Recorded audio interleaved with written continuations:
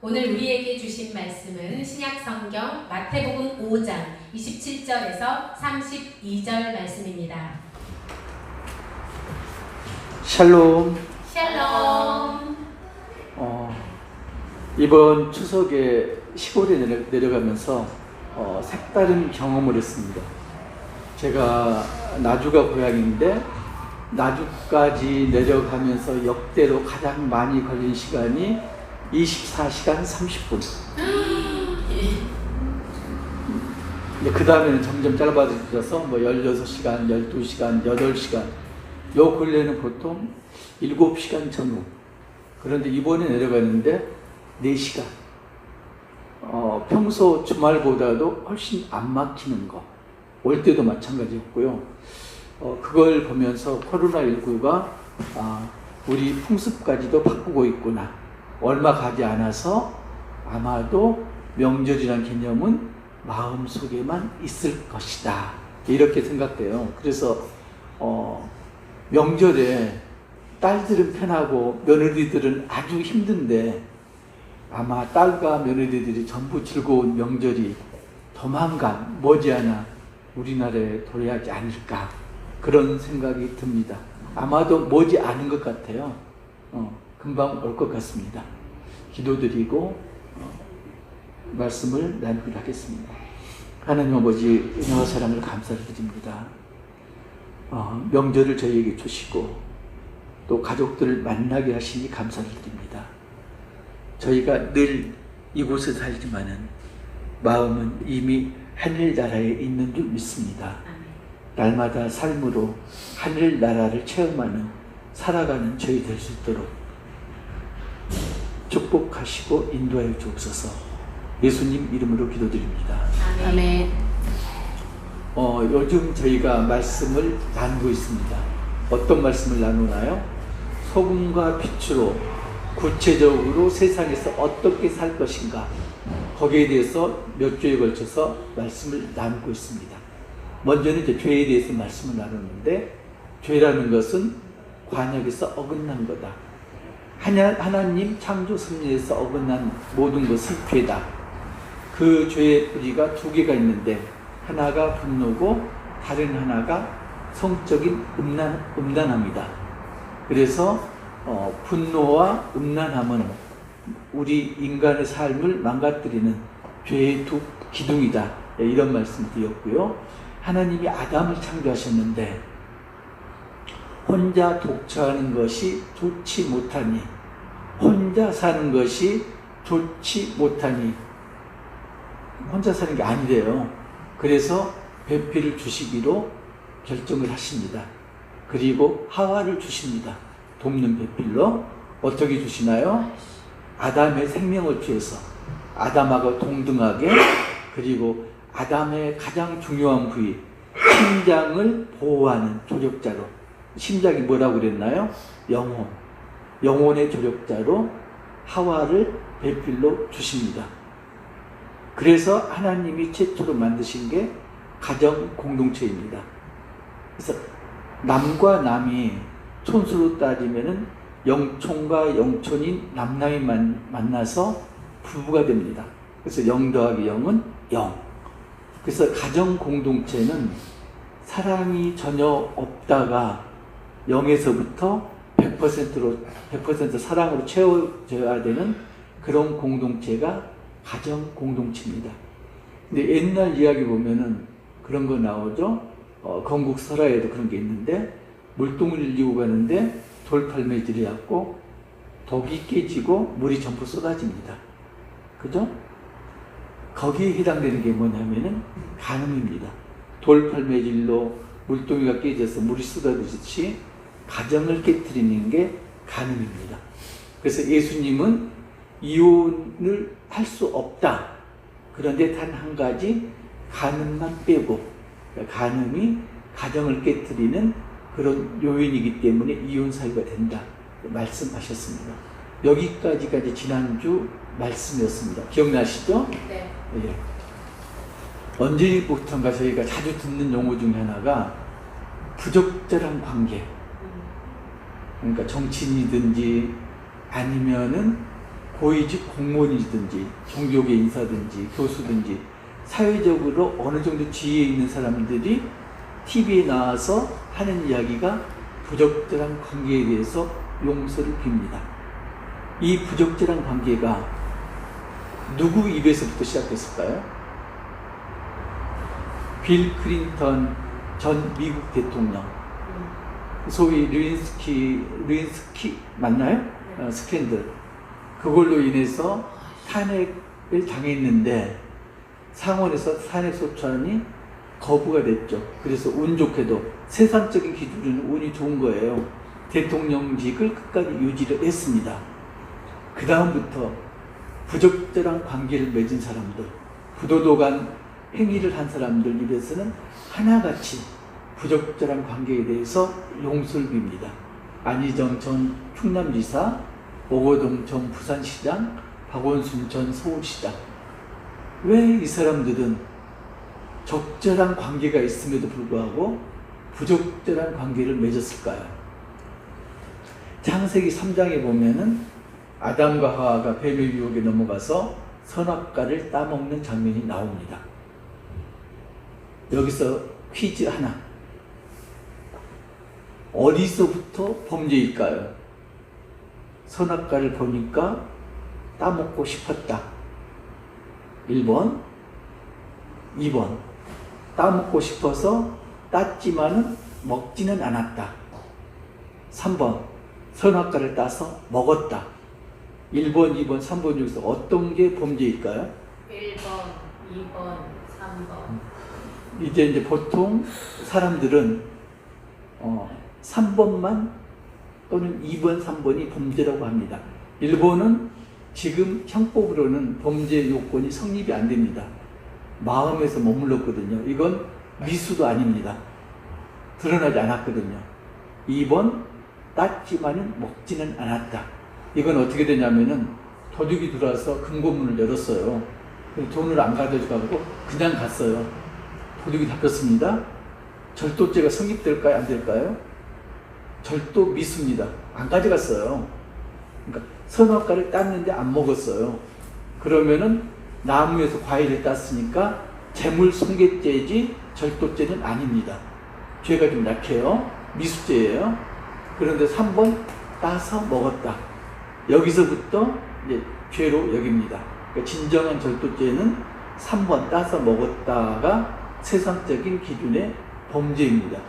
그런데 예수님은 1번 먹으려고 마음 먹었다. 이거부터 죄라고 말씀합니다.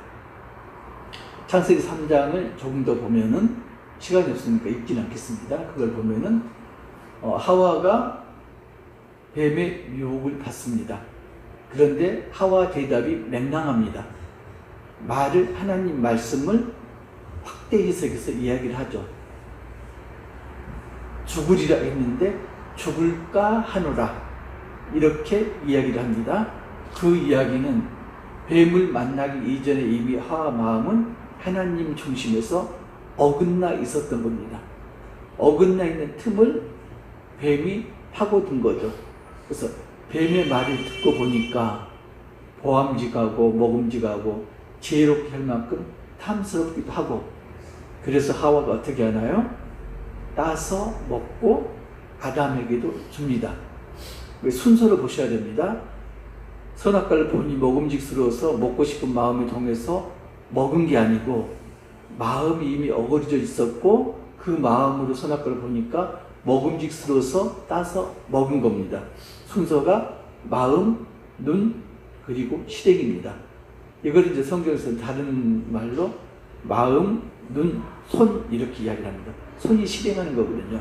그래서 성경적인 맥락으로는 손은 자의적인 행동, 발은 순종, 그리고 같은 맥락으로 눈은 자의적인 행동, 그 다음에 귀는 순종, 이렇게 이야기를 합니다.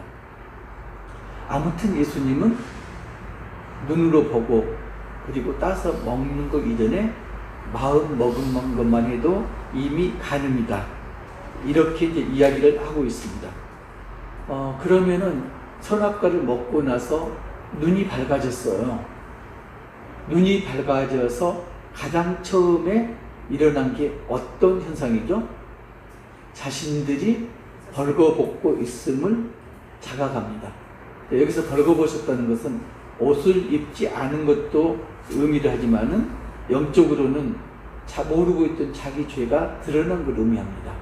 그러니까 눈이 밝아지니까 자신이 저지른 죄, 자신의 영적 상태가 드러난 거죠. 그래서 어떻게 하나요? 두려움이 생깁니다. 그래서 사람들 눈을 피해서, 그때는 이제 하나님 눈을 피한 거죠. 어둠하고 친구가 됩니다. 어둠 속에 숨습니다. 들키지 않게. 그리고 들키자 어떻게 합니까? 책임 전가합니다. 아담은 하와에게 책임 전가하고 하와는 뱀에게 책임 전가하고, 그죠? 자기가 벌을 받지 않기 위해서 책임을 전가하고 그 다음에 변명하기에 급급합니다. 결국 이게 뭔가요? 자기 보호입니다. 자기 방어죠. 그러면 자기 사랑입니다. 결론적으로 눈이 밝아진 결과가 자기 사랑입니다. 창세기 3장에 나타난 게 이제 그렇게 되어 있습니다. 책임, 회피, 변명, 이걸로 일관하게 됩니다. 부적절한 관계만큼이나 자주 쓰이는 게 어떤 단어인가요? 좀 섹시하다. 섹시하다는 말을 전부 칭찬으로 듣기를 원합니다. 여자들뿐만 아니라 남자들도 그럽니다. 제가 중학교 때 한미모 했잖아요. 그래서 시골 아이들이 얼굴이 새까만데 저는 얼굴이 하얗고요. 그리고 지금은 이렇게 뚱뚱한데 그때는 날씬했고요. 그러니까 요새 아이돌 모습이 그때 제 모습이었던 것 같아요. 믿거나 말거나. 그런데 중학교에 들어갔는데, 이제 중학교 1학년 들어가면은 도형을 외우는데 삼각형을 배울 때였어요. 삼각형 각이 3개가 있잖아요. 각 A, 각 B, 각 C. 그런데 이제 수학 선생님이 아이들을 좀 흥미롭게 하기 위해서 각 A 삼각형에는 각이 3개가 있다. 각 A, 각 B, 각 C, 일반 반장 각 C. 일반 반장이 저였거든요. 그러니까 그 각 C는 이제 색시 같다는 그런 의미죠. 그래서 그때부터 별명이 각시, 색시였습니다. 제 별명이. 그래서 지금도 그때 애들 만나면 각시, 색시 그래요, 저한테. 근데 그 색시 말고요. 그 색시 말고 성적인 매력, 섹시. 그죠? 이걸 지금 누구나 듣고 싶어 하는 그런 세대에 우리가 살고 있습니다. 그런데 섹시하다는 이 섹시가 그 언제부터 사용됐을까요? 사용된 게 얼마 안 돼요. TV가 나오고 연예인들이 생기고 이때부터 연예인들한테 섹시하다는 말을 했죠. 근데 시간이 지나니까 일반인들도 섹시하다는 걸 칭찬을 여기는 그런 시대에 살고 있습니다. 저 어렸을 때만 해도 그 섹시하다는 말이 없었고, 그거의 원조 말이 뭐였냐면은 환향기, 도화살. 그래서 연예인들은 도화살이 있는 사람들이 연예인이 된다. 환향기가 있는 사람들이 연예인이 된다. 근데 도화살이나 환향기는 칭찬이 전혀 아니거든요. 누구한테 쓰던 말이죠? 물장사 하던 사람들, 술집에 나가는 여자들, 성적으로 문란한 여자들한테 쓰던 말이 도화살이고 환향기였습니다. 입에 담기도 어려운 저주 같은 욕이었죠. 근데 시간이 몇십 년 지나니까 그걸 전부 평상어가 아니라 칭찬으로 여기는 그런 시대에 우리가 살고 있습니다. 말만 그런가요? 영화를 봐도, TV를 봐도, 잡지를 봐도, 광고를 봐도 어디에나 섹시한 장면이 나오지 않는 곳이 없습니다. 하물며 아이돌, 한류 그래가지고 성으로 포장된 상품들이 수출되고 있습니다. 더 이상 눈으로 보고 마음으로 느끼는 그런 성적 욕망은 죄가 아닌 시대에 우리가 살고 있습니다. 마태복음 5장 22절 본문을 보면은 또 간음하지 말라 했다는 것을 너희가 들었으나 나는 너희에게 이르노니 음욕을 품고 여자를 보는 자마다 마음의 이임이 간음하였느니라. 음란은 창조 질서의 왜곡입니다. 낙태죄가 얼마 전에 없어졌고요. 그래서 낙태는 합법적입니다. 그런데 낙태라는 건 수많은 생명들이 빛을 보지 못하고 죽어가는 게 낙태입니다. 분명한 살인죄입니다. 간음과 간통죄가 없었어요. 합법적으로 음란한 행위가 가능합니다. 그 결과 가정이 무너지고 있습니다. 그리고 동성혼이 조만간 금지된 게 풀릴 겁니다. 합헌이 될 겁니다. 그러면은 하나님 창조 질서가 어긋납니다. 그렇게 되면은 소돔과 고모라처럼 이 세상도 종말을 맞이하게 됩니다. 그렇죠? 이거 이제 창세기 보면 창세기 39장에 보디발 아내가 요셉을 유혹하는 장면이 나옵니다. 어떤 게 먼저일까요? 요셉도 없었는데 보디발 아내가 요셉이 오면은 내가 유혹해야지 마음을 먹었을까요? 아니면은 노예로 팔려한 요셉을 보는 순간 유혹해야 되겠다 마음 먹었을까요? 마음이 먼저일까요? 공개 먼저 있을까요? 세상적 기준으로는 요셉을 보고 음욕이 동한 겁니다. 그런 성경적 기준을 보면은 그 이전에 이미 마음이 어그러져서 틈이 나 있었던 거죠. 그러니까 어그러진 마음으로 요셉을 보니까 성적으로 음욕을 품게 된 거죠. 눈이 먼저가 아니고 마음이 먼저이죠. 유사한 게 밧세바 사건에서도 나타나죠. 왜 왕인 다윗이 전쟁터에 있지 않고 왕궁에서 한가로이 논지다가 거니다가 목욕하는 밧세바를 볼까요? 다윗의 마음이 이미 틈이 벌어져 있는 거죠. 전쟁 생각, 부하들 생각은 안중에도 없는 겁니다. 만약에 부하들 생각, 전쟁 생각을 했다면은 밧세바는 눈에도 들어오지 않았을 겁니다. 왜 그러냐면은 사람이란 게 참 신기한 게 내가 평소에 마음에 먹고 평소에 생각하고 있던 대로 보고 듣습니다. 나한테 유리한 쪽으로 보고 듣습니다. 그런 경우 많죠? 내 생각대로, 내 의도대로 보고 듣습니다. 다윗도 마찬가지고, 그리고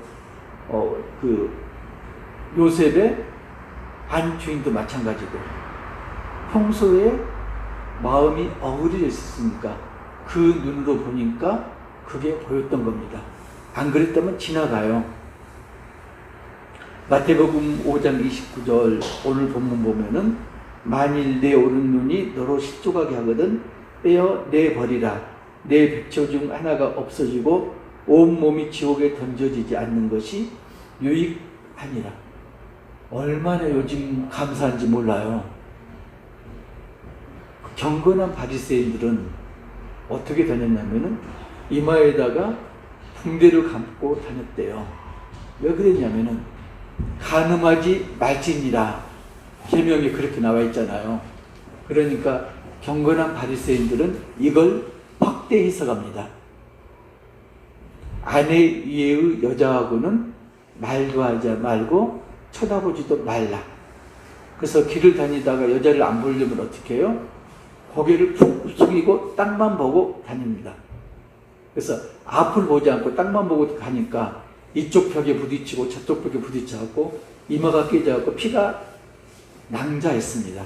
그래서 이런 경건한 바리새인들을 유혈 바리새인 이렇게 말했다고 그럽니다.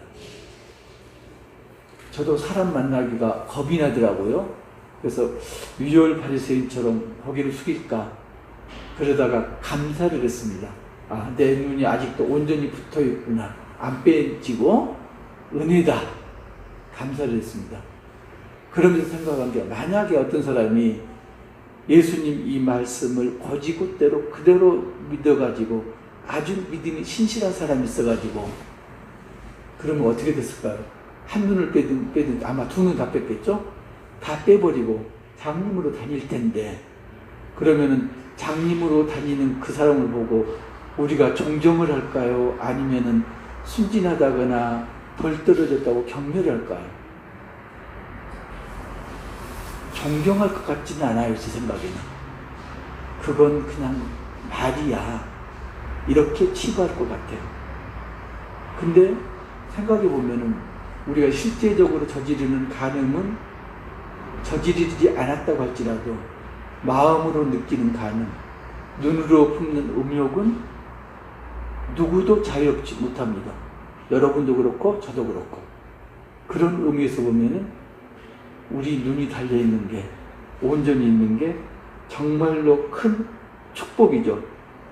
창세기 6장을 보면은 세상이 타락하면서 하나님의 아들들이 사람의 딸들을 보고 자기 눈에 좋게 보이는 대로 취해서 결혼을 합니다.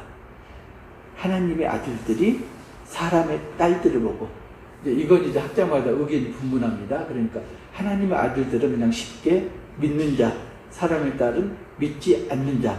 그러니까 셋의 자손과 가인의 자손, 이렇게 이제 생각하시면 쉽습니다. 나머지 좀 복잡한 건 나중에 기회가 되면 말씀드리기로 하고, 하나님의 아들들이, 그러니까 믿는 자들이 사람의 딸, 믿지 않는 자와 결혼을 합니다. 왜 그랬을까요? 보기에 아름다워서? 그 이전에 이미 마음이 하나님에서 떠나 있는 거죠. 그러니까 하나님 기준이 아니라 세상의 기준으로 봐가지고 아름다운 여자하고 결혼합니다. 여기서도 순서가 눈이 먼저가 아니고 마음이 떠나고 그 다음에 눈으로 보는 겁니다. 순서가 중요합니다. 마음, 그 다음에 눈. 2020년 9월 18일, 얼마 안 됐네요. 뉴욕타임즈 등 해외 언론은 덴마크의 어린이 TV 프로그램인 울트라 스트립스 다운, 제목 좀 이상하네요. 녹화에 관심을 가졌다. 저도 그걸 봤어요. 준비하면서 봤는데, 에피소드의 주제는 피부와 털이었다. 성인 남녀 5명은 스튜디오 무대에 나체로 서서 자신의 신체 특징을 아이들에게 공개했다.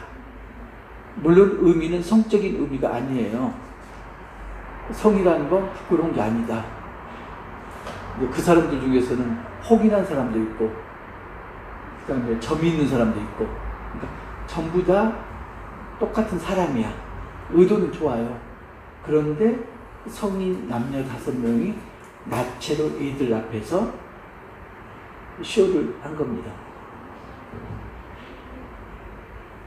제가 대학교 다닐 때까지 바둑을 즐겨줬어요.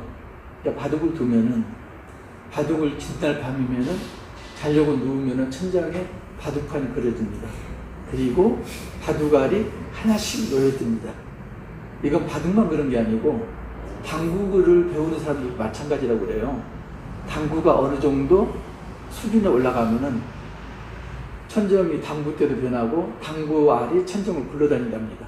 그런데 그게 저녁만 그런 게 아니고 낮에도, 일과 중에도, 일을 하는데도 수시로 머릿속에서 당구장이 그려지고 당구알들이 굴러다닌대요. 그런데 성적인 것은 바둑이나 당구알보다 더 자극적이죠. 머리에 들어가면은 딱 붙어서 떼내지지를 않습니다. 그래서 그 포르노물을 일찍 접한 애들, 초등학생, 이제 이런 애들, 중학생, 이런 애들 설문조사한 게 있어요. 학교에서 공부를 하는데 여선생님이 칠판에서 필수하고 공부를 가르치자면, 그러면 보이는 게 선생님이 보이는 게 아니고 벌거벗은 여자가 보인답니다. 그러니까 머릿속에 나체가 계속 잔존해 있다가 그게 실제 사람에게 덧입혀지는 거죠. 무서운 게 뭐냐면요, 이게 모르는 사람이 아니고 친구, 선생님, 심지어는 가족들도 그 대상이 된다고 합니다. 의학적으로도 이게 문제가 되는 게 정신적으로도 문제가 되고요. 이게 이제 뇌 시상학이라는 곳이 있는데 그곳을 과잉 자극시킵니다. 그러면 어떤 게 나타나냐면 간질이 나타나요. 그러니까 일본에서 닌텐도 게임하고 애들이 이유모를 간질 발작을 한 거, 그거하고 똑같은 현상이 발생합니다. 엄청나게 무서운 그런 게 나타납니다. 마태복음 5장 30절 오늘 본문 보면은 또한 만일 내 오른손이 너를 숫조각이 하거든 찍어 내버리라. 내 백체 중 하나가 없어지고 온몸이 지옥에 던져지지 않는 것이 유익하니라. 손이 붙어있는 게 얼마나 다행인지요. 그러면서 한편 엉뚱한 생각이 든 게, 그래도 우리가 말씀대로 살았다면은 눈이 없어진 사람보다는 손이 없어진 사람이 훨씬 적을 것이다. 이런 안도감이 들었어요. 그잖아요. 마음으로, 눈으로 음욕을 품는 사람은 많지만 실제 간음을 향하는 사람은 그래도 다수보다는 소수에 속하니까 손은 말짱하겠다. 이런 생각이 들었습니다. 창세기 19장에 보면은 소돔과 고모라가 멸망하는 장면이 나옵니다. 두 천사가 롯의 집에 들어가서 쉽니다. 그때 소돔 성에 있는 노소를 불문하고 온근에 있는 모든 백성이 롯의 집을 에워싸고 두 천사를 내놓으라고 협박을 합니다. 왜 그랬을까요? 두 천사가 사람으로 보이지 않고 성적 대상으로 보인 겁니다. 당시에 소돔과 고모라는 동성애가 만연했었는데, 그래서 남녀노소를 막론하고 온군을 불문하고 처음 보는 두 사람이 롯의 집에 오니까 롯 집을 에워싸고 협박을 하는 겁니다. 동성애 대상자로 두 사람을 내어놓으라. 정말로 그래서 소돔과 고모라가 멸망을 하죠. 이게 소돔과 고모라 일일 뿐만 아니라 사무엘하 13장에 보면은 암논이 다말을 겁탈하는 장면이 나옵니다. 암논이 누군가요? 다윗의 맏아들입니다. 다말은 암논의 배다른 누이 동생입니다. 뭐라고 성경에 기록되어 있나요? 암논이 다말을 사랑함으로, 이렇게 되어 있습니다. 그러니까 동생으로 사랑한 게 아니고 마음이 어긋나 있으니까 그 어긋난 눈으로 동생 다말을 보니까 성적으로 아름다워서 사랑하게 된 겁니다. 그 결과 누이 동생 다말을 겁탈합니다. 이게 이제 마음이 비뚤어진 그 결과물입니다. 오늘 본문 마지막 31절, 30절, 31절, 32절 또 일러스되 누구든지 아내를 버리려거든 이혼 증서를 줄 것이라 하였으나 나는 너희에게 이르노니 누구든지 음행한 이유 없이 아내를 버리면 이는 그로 간음하게 하며 또 누구든지 버림받은 여자에게 장가드는 자도 간음함이니. 이거 여기에 대해서는 지난주에 저희가 말씀을 나누었죠. 그래서 길게는 말씀을 안 드리겠습니다. 이 음란이라는 게, 간음이라는 게 개인에 그치지 않습니다. 간음은 육체를 파멸시키고 사람의 영혼을 타락시켜서 어떻게 만드나요? 인간 존엄을 짐승 수준으로 끌어내립니다.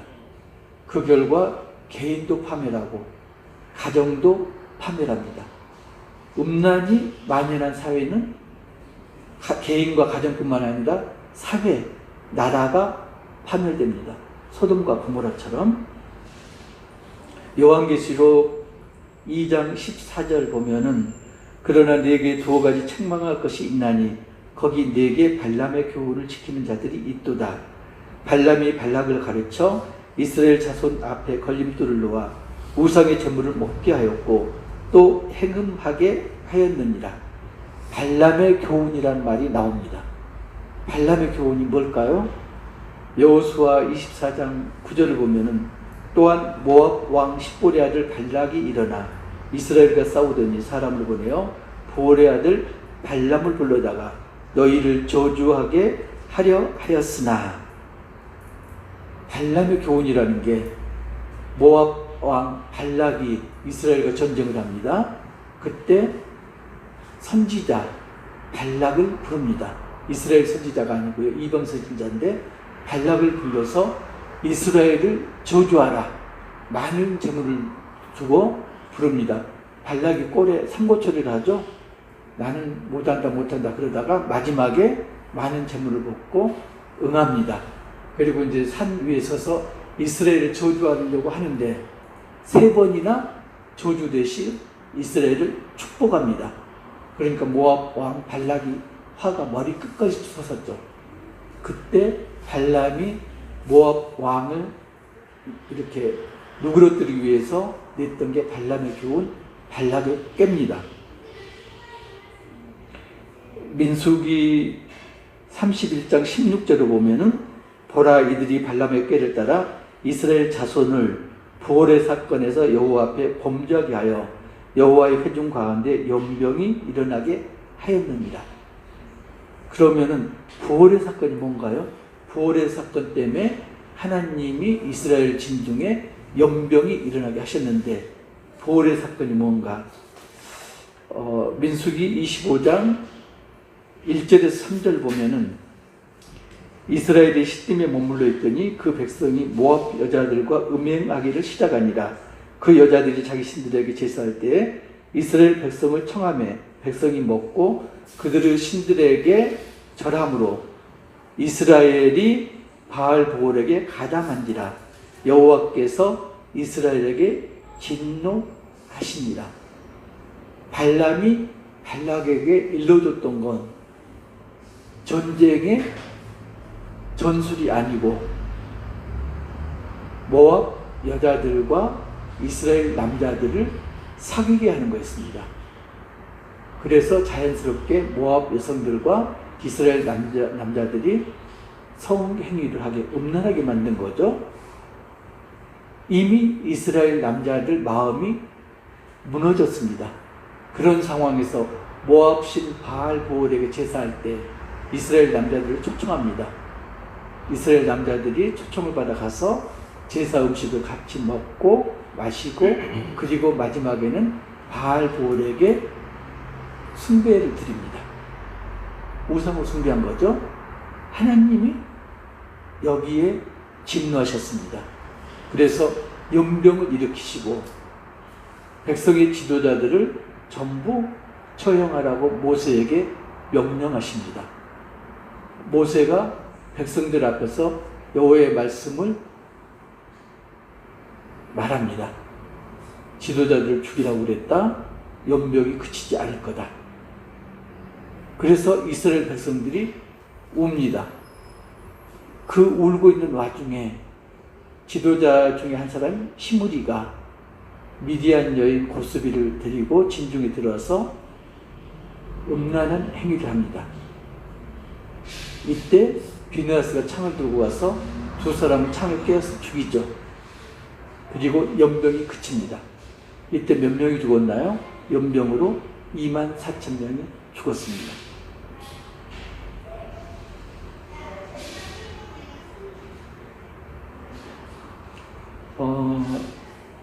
텐가라는 회사가 있는데요. 들어보셨나요? 텐가. 들어는 보셨나요? 텐가. 옆 사람한테 물어보세요. 텐가라는 회사 아는지. 텐가라는 회사 알면은 조금 이상한 사람입니다. 이 텐가라는 회사에서 설문조사를 했어요. 한국인 성인 남녀를 대상으로 설문조사를 한 게 있습니다. 한국인 10명 중 8명이 자유 경험이 있다고 답했다. 또 자유 경험자는 비경험자보다 일상생활에서의 만족도도 높은 것으로 나타났다. 21일 헬스케어 브랜드 텐가가 리서치의 의뢰에 진행한 2020년 대한민국 성인 남녀 자유행위 실태조사 결과다. 이 조사에서 한국 성인들의 77.3%가 자유 경험이 있다고 응답했다. 성별로는 남성이 95% 이상, 또 일주일 만에 한 번 이상 자위를 한다고 응답 비율이 절반가량, 남성은 63%. 자위 이후로는 성적 욕구를 해소하기 위해 가장 높았고, 성적 즐거움을 위해서, 그 다음에 휴식을 취하거나 스트레스를 해소하기 위해서 이런 순으로 나타났다. 텐가른 회사가 어떤 회사냐면 일본 회사인데, 저는 어떤 건지 모르겠어요. 남성 자위행위 도구를 판매하는 회사래요. 그러니까 이미 리서치 하기 전에 결론은 나와 있는 거죠. 텐가 회사 의도대로 설문이 진행된 거죠. 설문 토시하는 거 바꾸면은 사람들 마음 확 달라지잖아요. 그렇게 조사한 겁니다. 뭐죠? 메시지는 확실합니다. 자유행위는 나쁜 거 아니야. 자유행위는 좋은 거다. 95% 이상이 자유행위를 하고 있다.